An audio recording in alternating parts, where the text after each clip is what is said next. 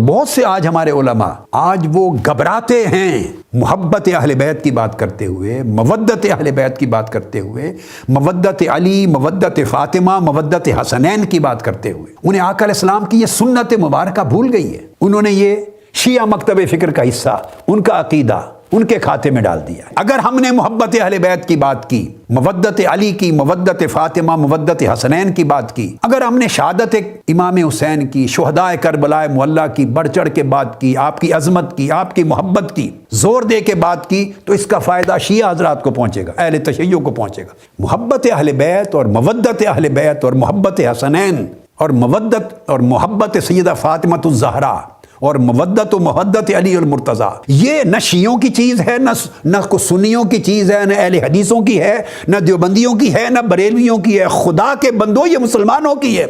سب اسلام کی امت مسلمہ کی میراث ہے، یہ ایمان ہے، یہ قرآن کا میسج ہے، اس کو قرآن نے فرض کیا ہے۔ امام اعظم حضرت امام ابو حنیفہ رضی اللہ تعالیٰ عنہ اتنی شدید محبت اہل بیت کی کرتے اور ائمہ اطہار اہل بیت کی اتنی تکریم کرتے کہ لوگوں نے ان پر شیعہ ہونے کا طعنہ کیا، کتابوں میں لکھا ہوا ہے، ان کو شیعہ کہتے۔ امام اعظم ابو حنیفہ کو تو وہ شیعہ ہو گئے، تو پھر سنی کون بچا؟ امام شافعی کو بھی شیعہ کہتے تھے، رافضی کہتے تھے۔ تو آپ نے جواب میں فرمایا اگر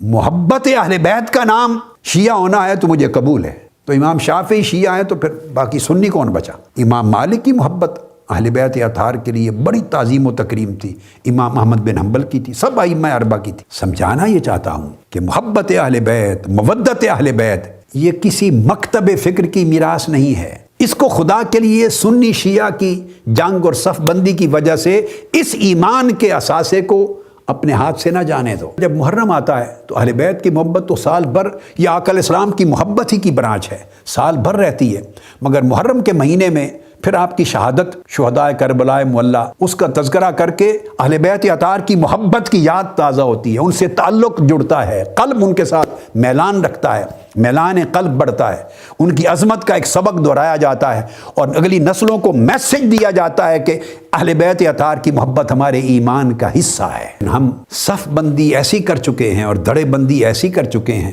کہ تذکرہ نہیں ہے، گھبرانے لگ گئے۔ اب کوئی تو چاہیے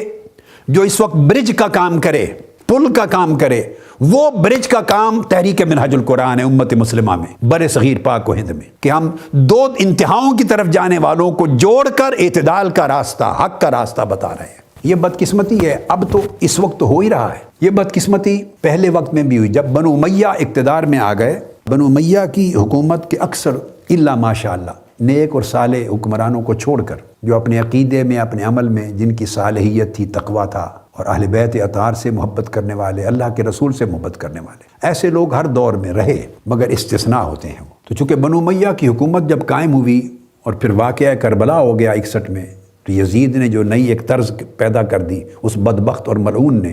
تو ایک کلچر ڈیولپ ہو گیا، تو وہ پولیٹیسائز ہو گیا سارا میٹر۔ تو اہل بیت، حضور کی اطرت پاک، اہل بیت پاک، ان کے خلاف منابر پر ان کے جو چھوکرے ہوتے تھے، لونڈے، ان کے ایس ایچ اوز، ان کے ڈی ایس پیز، ان کے ایس پیز، ان کے وزیر، ان کے مشیر، ان کے M P M N As, چھوٹے جو ان کے سیاسی نمائندگان، جن کو چھوٹی چھوٹی سطح کا اقتدار ملتا ہے، طاقتور ہوتے، اور علاقوں میں بھی ان کے جو ذمہ داران نمائندگان ہوتے، وہ اہل بیت اطہار کے خلاف ایک ماحول پیدا کرتے، گالیاں دیتے تھے۔ حتیٰ کہ سیدنا عمر بن عبدالعزیز جو خلیفہ راشد کہلاتے، جب ان کا دور آیا تو ان کو یہ قانون نافذ کرنا پڑا، قانون کے جو یزید کو امیر المومنین کہے گا، شرعی طور پہ اس کو کوڑوں کی سزا دی جائے گی۔ اس کو آئیڈیالائز کر لیا گیا تھا کہ یزید اہل بیت پاک کے بغض میں حضرت عمر بن عبدالعزیز نے 20 کوڑوں کی سزا مقرر کر دی تھی۔ حضرت عمر بن عبدالعزیز یزید کو امیر المومنین کہنے والے کے لیے اتنے سخت سٹیپ لینے پڑے، اور ممبروں پر حضرت مولا علی شیر خدا کو اور اہل بیت اطہار کے لیے گالی دینے کا کلچر حکماً بند کر دیا،